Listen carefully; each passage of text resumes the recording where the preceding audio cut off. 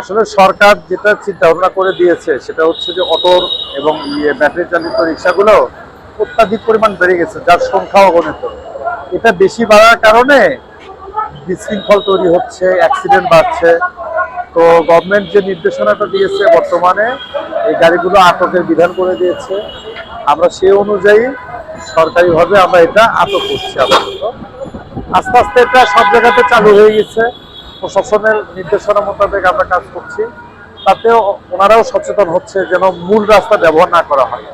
তো আপনার মাধ্যমে আমরা ওটা মেসেজ দিতে চাই যেন মূল সড়ক, বিশেষ করে মহানগরীতে মূল সড়কগুলো যেন ব্যবহার না করে অটো যারা চালায়, আর হচ্ছে হাইওয়ে, কারণ এগুলোতে মৃত্যুর ঝুঁকির পরিমাণ অনেক বেশি, ক্ষয়ক্ষতির পরিমাণ অনেক বেশি।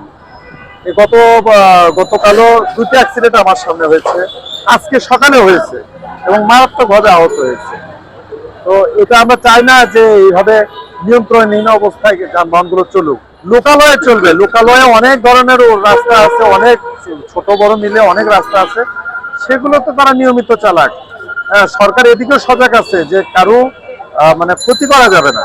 যেমন আমরা আটকাচ্ছি, তারপর র্যাকার একটা ব্যবস্থা হচ্ছে। হ্যাঁ, প্রচারণা তো হচ্ছে, আপনাদের মিডিয়ার মাধ্যমে তো বেশি প্রচারণা হচ্ছে, মিডিয়ার সব হেডলাইনে হচ্ছে।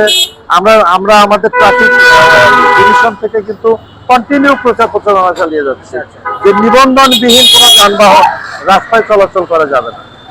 ধন্যবাদ।